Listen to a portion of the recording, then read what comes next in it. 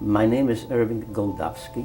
What was your name at birth when you were born? It was Isaac Goldofsky. What's your birthday? September 9th, 1926. I was born in a little town near Bendin. When I was a year old, I was taken to Bendin. We live in a four-family house. It was a private house. Who was in your family? My parents, my sister, and my brother.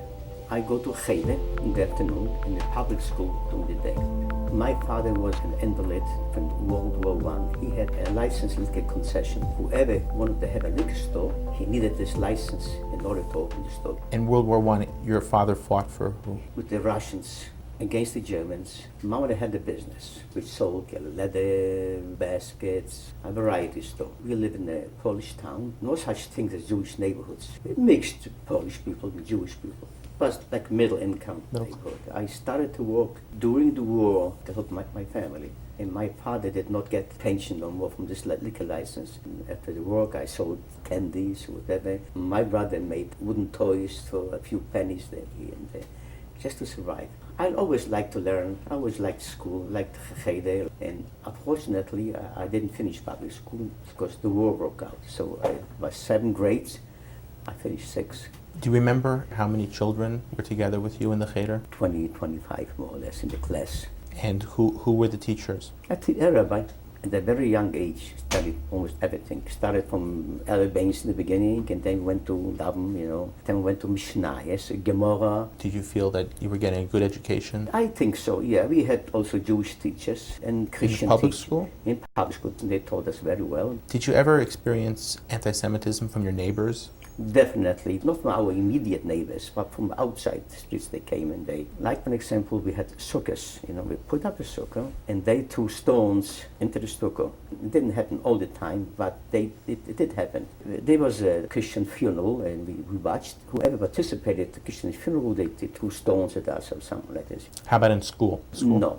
So we had a soccer team named Hakoach. When our team won, on the way home, we were stoned by the Polish people. I must have been 8, 9, 10 years old. I loved sports, I loved soccer, I loved to watch it, and they just stoned us. Was your family observant?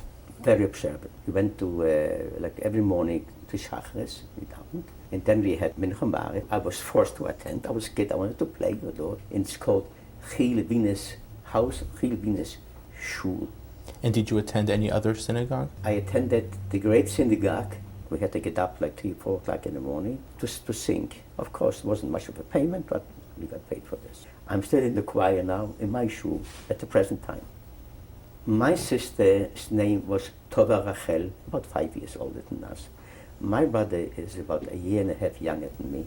My sister attended a religious school called like Mizrahi. And my brother and I went to school together, together. We were involved in a Zionist organization called, that time, Gordonia, which is now, for what I know, it's called Mapai, the right side. We had Asifot, the lectures, and such things. We studied Zionism, The main thing, I attended this organization because there were nicer girls there, which I... That's when you had to finish school because of the war? I only finished 6. When did you first hear that you were not going to be able to go back into school? The owner of this building, we attended to in the shul, the Chilvines. One of the brothers lived in America, and he gave a sermon, Shabbos, in the shul, and he mentioned to us, the Germans are rambling, there's supposed to be a war, they're going to kill the Jews. And he said, I remember, you don't have to be afraid, for we Americans will protect you. I was too young to be afraid. I didn't understand that much, but I did not realize the scope, what's going to happen to the Jewish people during the war, until the Germans came in September 39. My parents were talking about it, and my friends who came to visit our parents were talking about it, the Germans but nobody thought of moving or being really afraid. They just think of a war between the Polacks and the Germans, and of course we knew that time that Hitler did not like the Jews. I don't think we knew what would happen to the Jews. How did you first hear that the Germans had invaded Poland? They came and they bombed the town of Bendin where I lived. They bombed the factories over there. They just simply marched in. We moved out of Bendin. We marched about 20 kilometers to this little town called Slavkov because we didn't want the Germans to be with the Germans. We thought we were going to be safe there. We only safe about maybe half a day because it doesn't take long 20 kilometers with tanks or horses even to travel from Bendin to Slavkov. The first thing they did, they took out some Jews, took out my uncle and my aunt. They took him on the roof for people to see, and they just shot him dead. At that time, there were a lot of killings. Did you ever witness the German soldiers shooting any Jews? A lot. Then we went back to Bendin, because there was no different for Slavkov and Bendin. The Germans were everywhere. We lined up like once a week or so to get the bread. It was very hard to get food. Two of the bakers, one was, the name was Stavsky, and they overcharged like a penny or 2 pennies a bread. It was against the German law to overcharge a penny of bread. They took him out in the old cemetery, and everybody in the neighborhood had to come to this place to witness the hanging of these 2 innocent Jews.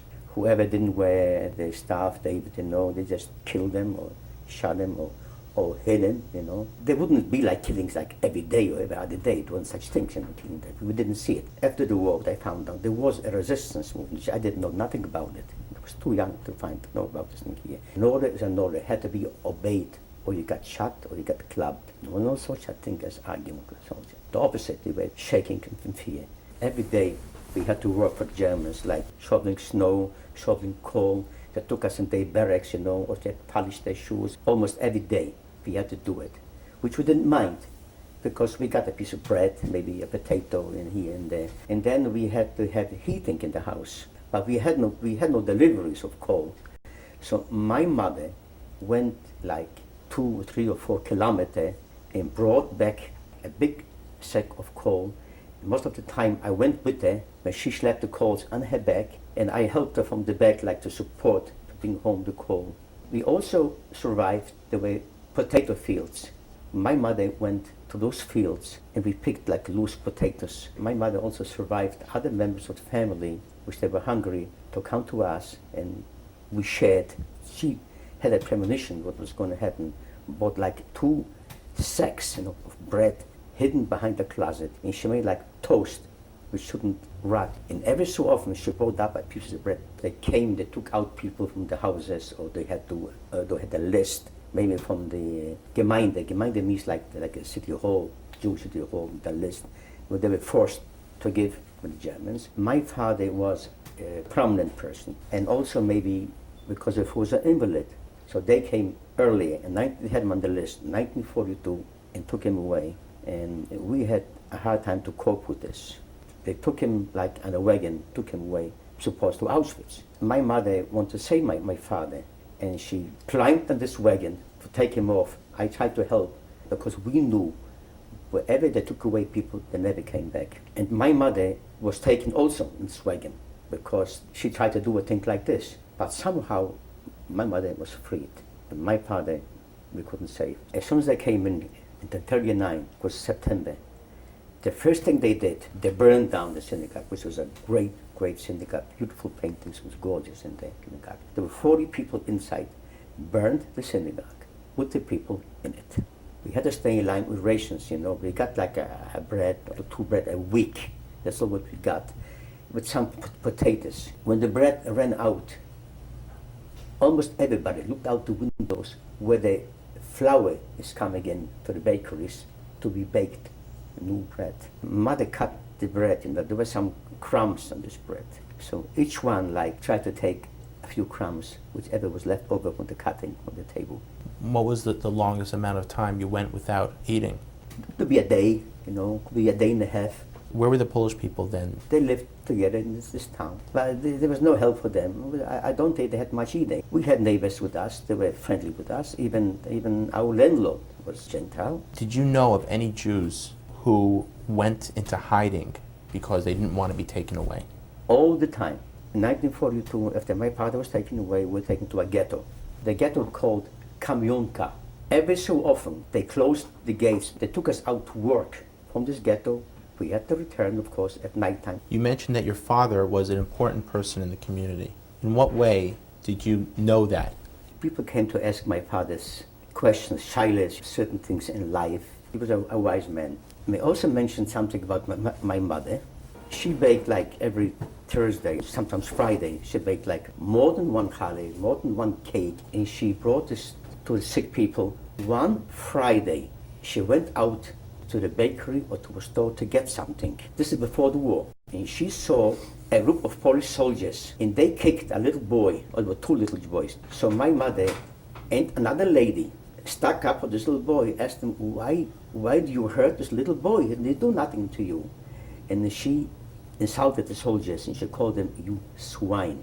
And the soldiers went down from the horses, called the police, and they arrested my mother, this other lady, and they took him to jail. I think it must have been like a week or week and a half when she was locked up. If it wouldn't have been like the Germans about to invade, she still would have been in jail for a long time. When did you hear you would have to leave your house? We had an order notifying us that everybody had to leave the house to move in this place. We were assigned one room, me, my brother, my sister, and my mother. I think we took something like maybe a table with us, the beds, and a little wagon, took it with us, and we set it up in this one little room where we lived. Every day that people died from hunger or from sickness, because there were no proper care, no medication, no hospital for the Jews, and maybe a Jewish doctor came, which is with no facilities, no medication. He did what he could, and that's what happened. She just died. We were there till 1943, September 1943. There was no normal life at all. Nothing was normal. Was there any type of religious life in the ghetto? Not really. People maybe davened in their own houses, but a congregation like shuls, no, definitely not. There were no schools. There were no synagogues. They came every so often to take out people from the ghetto to be sent away.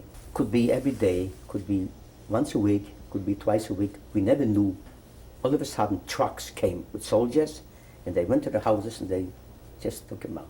Mostly the old ones, maybe children. We tried to survive. I would say almost each one had a hiding place. Our hiding place in our family, we had wooden boards on the floor. We took away some boards and we dug a hole in the ground, just enough for the four of us. When we found out we had commotion, like outside, like soldiers coming, so we went to this underground and we tried to cover like with two holes, with a little carpet, with a little rag, she wouldn't see us. If they came in, there was nobody there. There were many times they came in, they couldn't find us. We were there. We were visiting someone's house, my friend, also in the ghetto. And all of a sudden we heard the commotion. The trucks came with soldiers. They had a hiding place in the attic. And we went in the attic. We were hiding there for a few days. We had very little food. The food didn't bother us as much as the thirst. We drank urine. And after a while, we didn't even have this. Where you drink urine, it's worse. You want to drink more because it's acid. They left again and we went out. It was also a very, very rough time. How long were you in the ghetto altogether? 1942, after September, till 43 September, the whole ghetto was cleared out of Jews.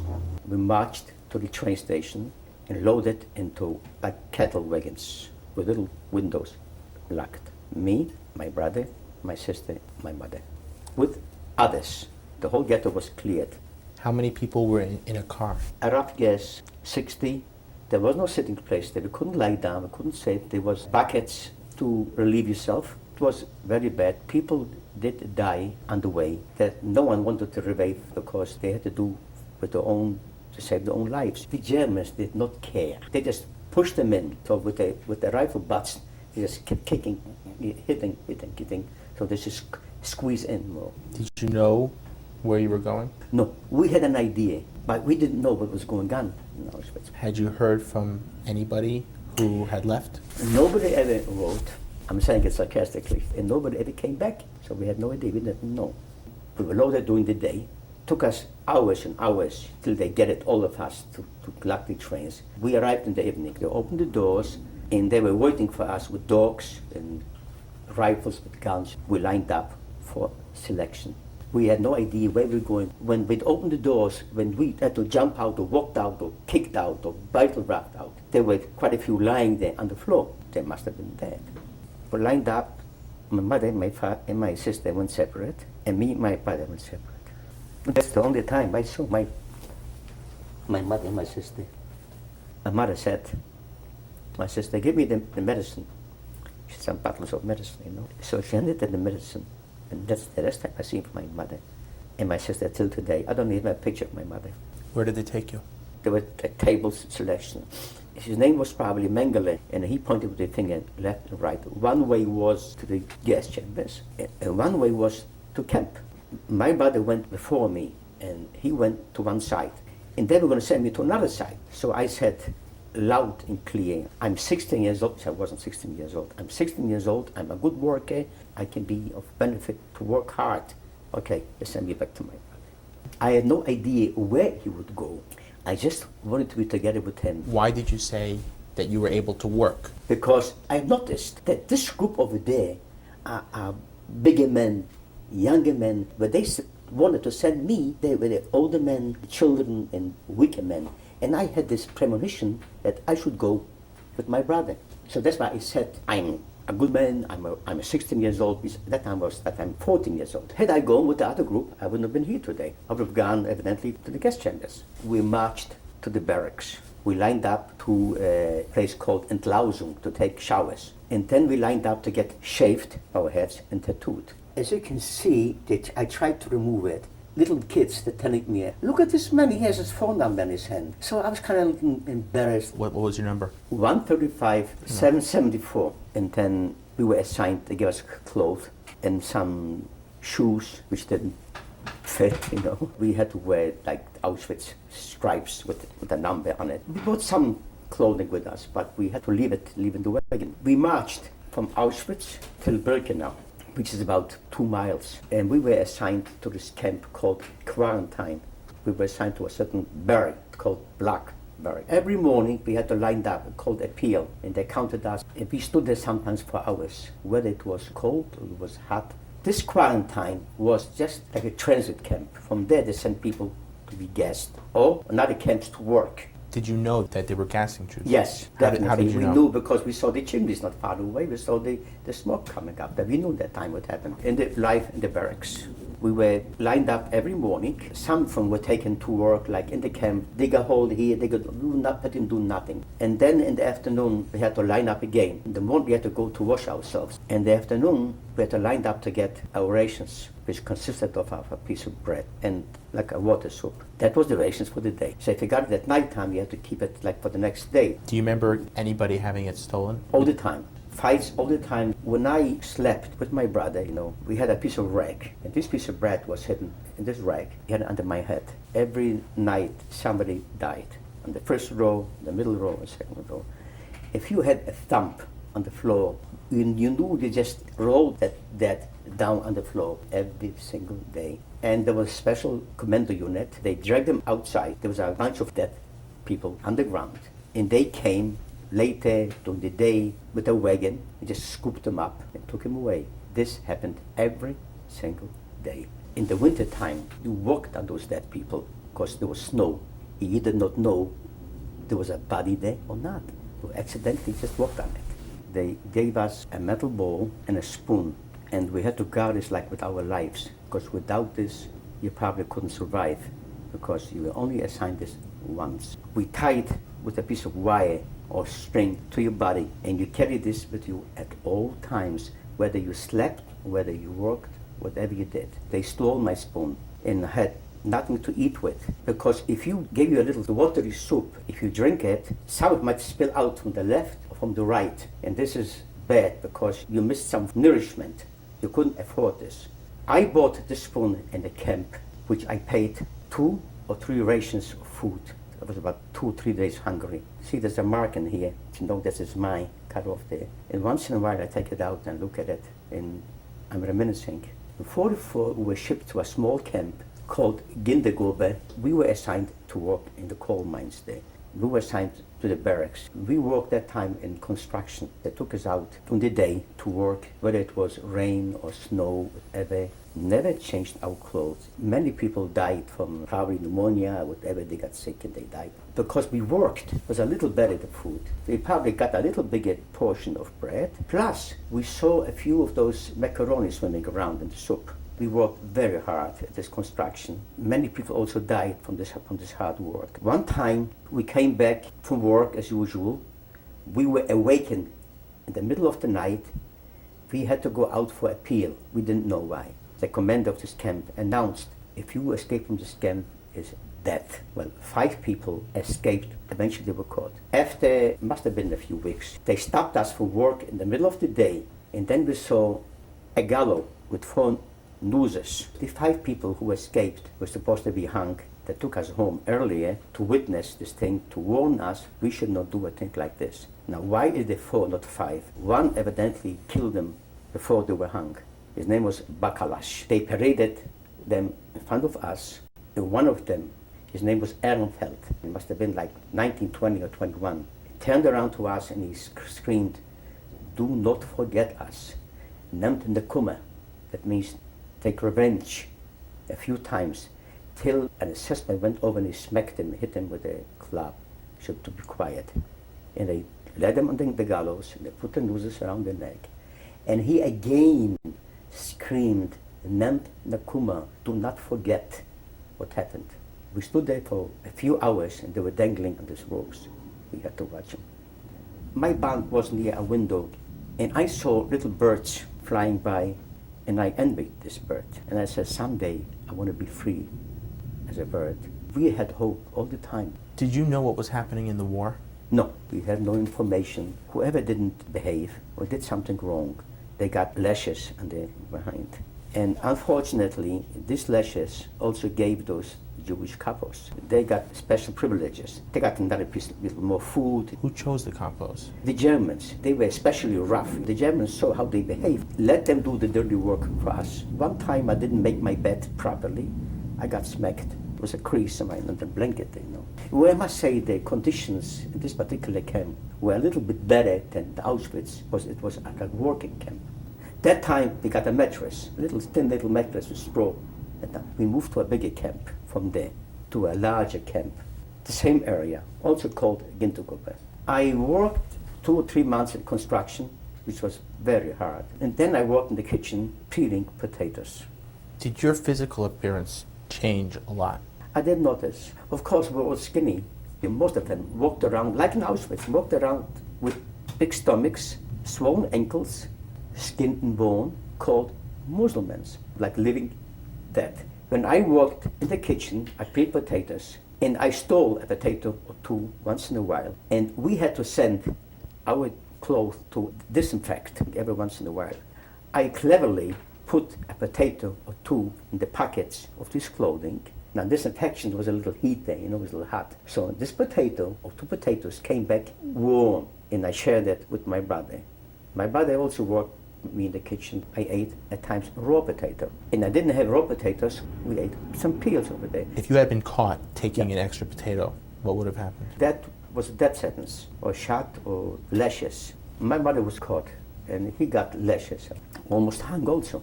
But they liked us over there because we're young kids. We polished their shoes sometimes, their SS, you know. They took in consideration, oh, they're good people to work with, you know. Of course, we weren't fat, we were skinny, but not bones. How did he get caught, your brother? Had pockets was bulging out from a potato, you know, so they, what do you got there? They fired them from this kitchen, they worked someplace else, and they went back, you know. That was life. Did you have a way of knowing what time of the year it was? People older than us kept track. There were some pious Jews, and they kept up with this Yontif. It was like keeping faith. Somehow God will redeem us. We did not think about our father, mother, or sister. I realized because we fought for our own lives. My brother had certain privileges because he polished the assessment shoes and the kapos shoes, or the block Älteste, which means they're in charge of the black shoes. He somehow went to the women's camp. My sister was alive. My mother was right away sent to the Christian. And he somehow went to this camp. She was lying like already half dead, and he brought her some food, and she couldn't even eat. It was a beautiful, beautiful girl. She was a decent person. All these years, I never talked to my brother about it. But I did ask him, which I cried a few weeks ago, a few months ago. When you saw Tabaruch, what did you see? Did you say something? Yes. She said, how is Isaac doing? Me. My brother is hurting very much. He doesn't admit. In 1990, my family went to Auschwitz, asked him to come along. No, he's busy, it's an excuse, he's afraid to go. So some people don't want to go there at all, don't want to remember. I am different for some reason. When did you first find out that you were going to be liberated? We didn't find out. We had the airplanes flying over us. Did you know who was flying the planes? No, we heard rumors the Russians are advancing. You heard the bombs, you know. We knew somehow it's going to end. Whether we will survive at the end, we didn't know. They didn't bomb the concentration camp. It's a known fact. That's history now. Did you think that people outside of Germany knew what was happening? We didn't know. I had no idea. So what happened next when you were taken out of Auschwitz? I got sick.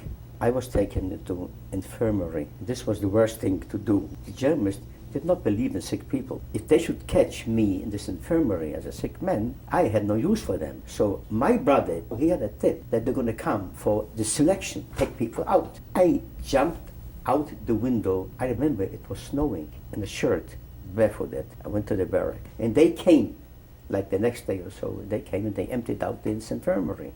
We had friends, of course. We're all hungry. We all have the same comments, same ideas, you know. Do you keep in touch with any of the other survivors? And not that much. One lives in Texas. He saved me. We saw every day transports coming like from the railroad. We knew at the end of the column of the trucks was also like an ambulance truck. We knew that was cyclone gas inside this truck. But the people did not know. They waved to us, hello, and we waved to them, unfortunately, goodbye. Were there people who gave up hope and wanted to die? Yes, there were people that gotten sick, weak from malnutrition. January 18th, 1945, the Russians pushed the front. We knew there's something going on, but we didn't know exactly what. We had an order to evacuate this particular camp.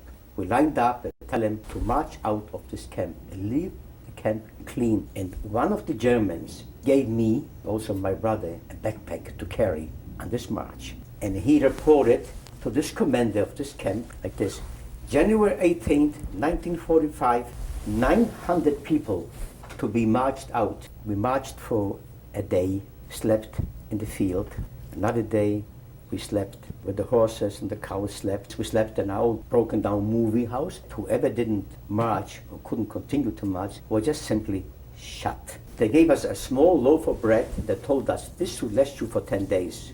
Now we had to watch this bread because this was like a murder, also a life and death, just starved to death. When we arrived in this new camp, the shoes were taken away from us and they gave us wooden shoes. Whoever got a little wound on his leg got worse and worse and worse, and they couldn't continue, was also shot and killed on the road. We heard a bullet, we had a shot, we knew that someone was dead. It was just simple as that.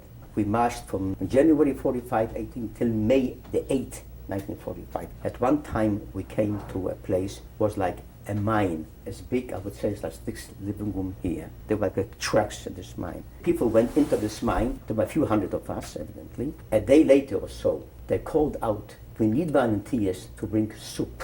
So a few people volunteered, went out.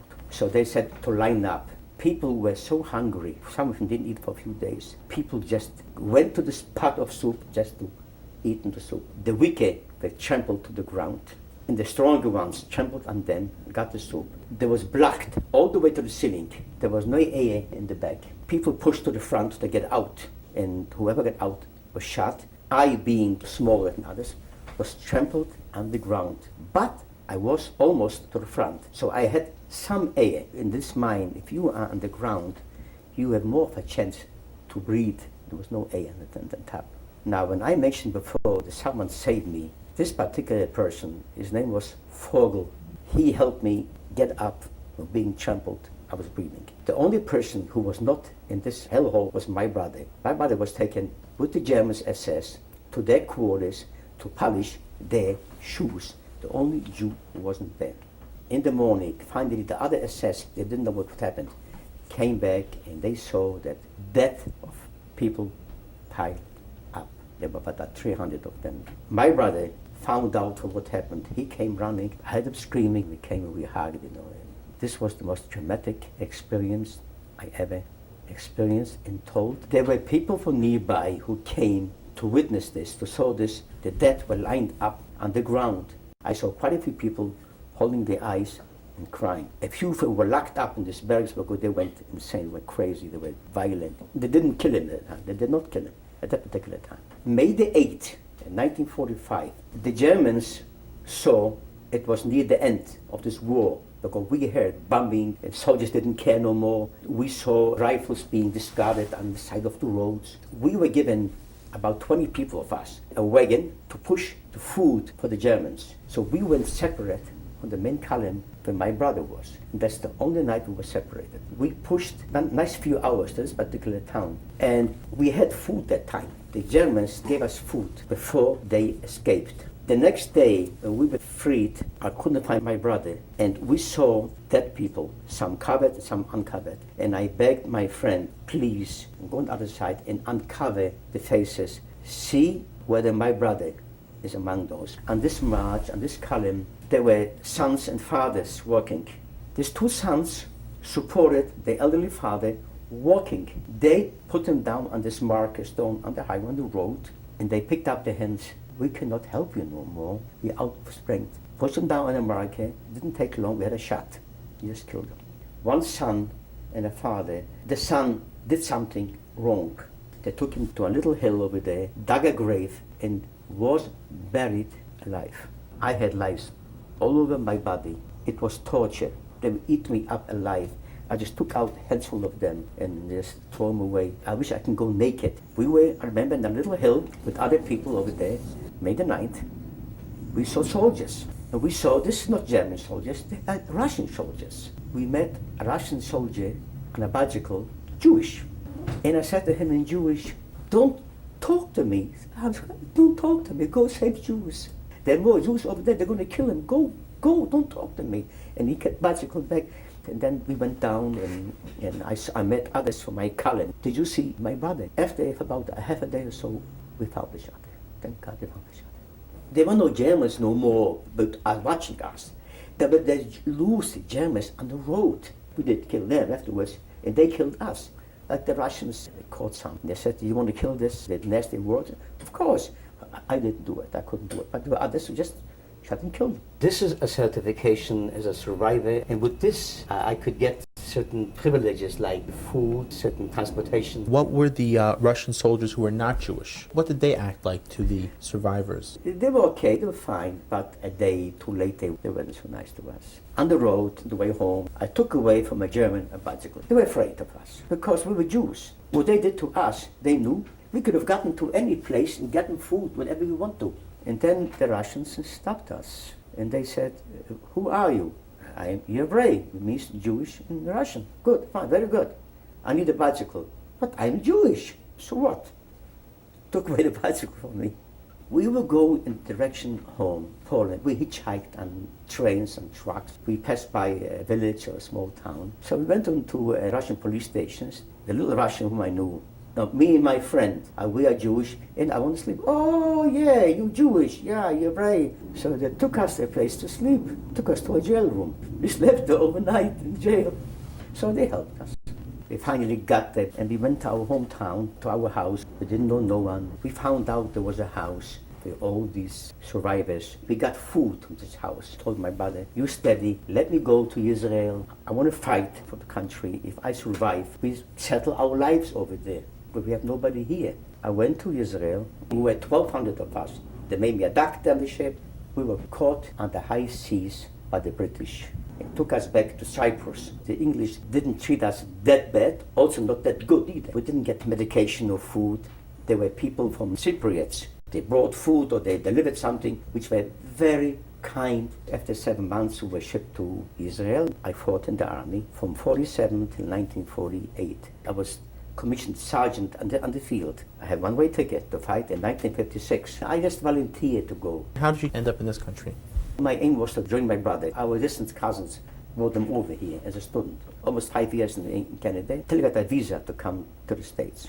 I was very disillusioned also with my lifestyle. I was alone, I was lonely, all this thing. I also bought a ticket to go back to Israel again. Till I met my wife, changed my mind. What did you think you had in Israel? That's where I belong. My heart is there. How'd you meet your wife? My brother knew her. She worked in the office. My brother worked as plumbing. My brother said, "I have a very handsome brother." Just kidding. She says, "I want you to meet him." 38 years later, here we are.